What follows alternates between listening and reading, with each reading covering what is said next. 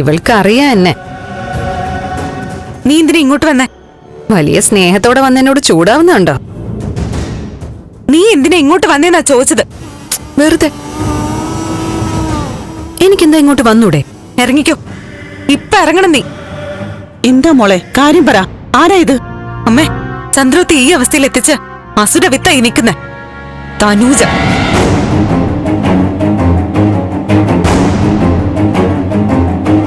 അച്ഛന്റെ പുതിയ മോളാണെന്നും പറഞ്ഞ് വന്നില്ലേ? അതെമ്മേ, ആ സോഷ്യൽ മീഡിയയിൽ കണ്ടില്ലേ, സിദ്ധാർത്ഥൻ സാറിന്റെ മോളാണെന്നും പറഞ്ഞ. നീ എന്തിനാ വന്നേ? കാര്യങ്ങൾ പറഞ്ഞ് എല്ലാം മര്യാദയ്ക്ക് അവസാനിപ്പിക്കാനാണോ? എങ്കിൽ നമുക്ക് സംസാരിക്കാം. എല്ലാം മര്യാദയ്ക്ക് അവസാനിപ്പിക്കണം എനിക്ക്. നീയും എന്റെ അച്ഛനും തമ്മിൽ വഴിയേറികൾ സംസാരിക്കുന്നത് ഞാൻ കണ്ടു. നിങ്ങളുടെ സംസാരം മുഴുവൻ എന്നെ പറ്റി ആയിരുന്നു എന്നും എനിക്കറിയാം. അപ്പോ ഈ പ്രശ്നം തീർക്കാൻ നിന്നേക്കാൾ പറ്റിയ ഒരാൾ ഈ ഭൂമിയിൽ വേറെ ഉണ്ടാവില്ല. എല്ലാ പ്രശ്നങ്ങളും എനിക്ക് തീർക്കണം. തീർക്കാം. ആദ്യം നീ ഒരു വീഡിയോ ചെയ്യണം. നീ അച്ഛനെതിരെ പറഞ്ഞതൊക്കെ വെറുതെ ആണെന്നും പറഞ്ഞ് മാപ്പ് ചോദിക്കണം. അപ്പോ മാപ്പ് വേണമല്ലേ? ഇന്ത്യയുടെ മാപ്പാണോ അമേരിക്കയുടെ മാപ്പാണോ? ഏതാ വേണ്ട? മാപ്പ് തരേണ്ടതേ ഞാനല്ല, എന്റെ അച്ഛൻ സിദ്ധാർത്ഥൻ. നോക്ക്, നിന്നെ കാണാൻ ഞാൻ വന്നത് നിന്നെ ഒന്ന് ഇടനില നിർത്തി സംസാരിച്ച് തീർപ്പുണ്ടാക്കാനാ.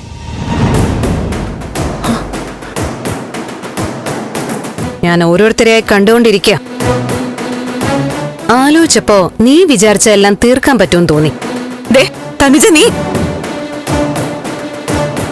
മോളെ, ഞാനൊന്ന് പറയട്ടെ. ദേ, എന്റെ മോളുടെ കുടുംബത്തിനെ ഇല്ലാതാക്കാൻ നോക്കിയാലുണ്ടല്ലോ, അല്ലെങ്കിൽ തന്നെ എല്ലാം കൂടി തീ തിന്നോണ്ടിരിക്കുക. അയ്യോ, കഴിക്കാൻ കഞ്ഞിയും ചോറൊന്നുമില്ലേ? തീ വാരി കഴിക്കുന്നൊക്കെ വലിയ ബുദ്ധിമുട്ടല്ലേ?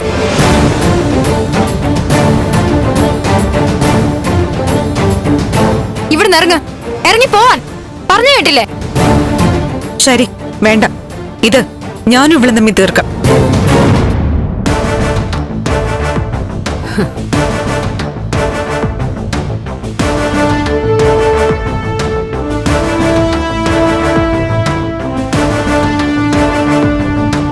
നീ പറ, എന്താ നിന്റെ ഡിമാൻഡ്?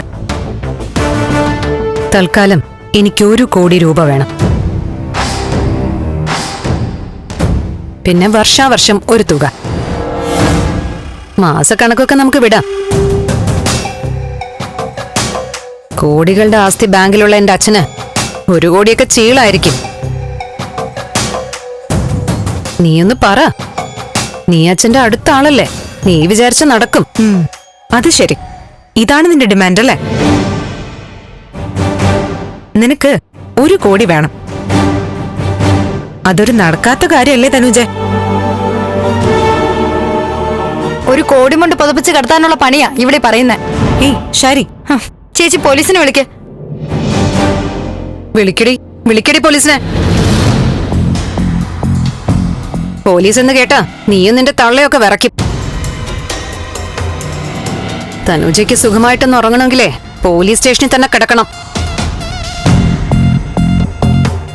അവള് പേടിപ്പിക്കുന്നു.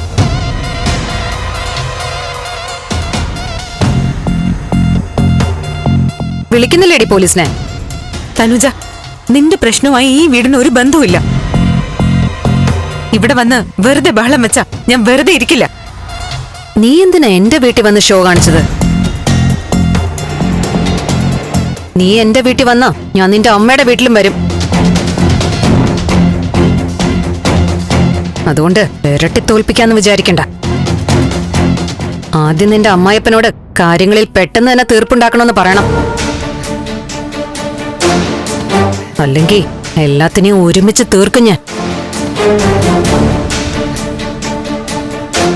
പറഞ്ഞേക്ക് നിന്റെ കെട്ടിയവനോടും എന്റെ അച്ഛനോടും. എല്ലായിടത്തും തനുജ വരുമെന്നും നാട്ടിച്ച് നശിപ്പിക്കുമെന്നും.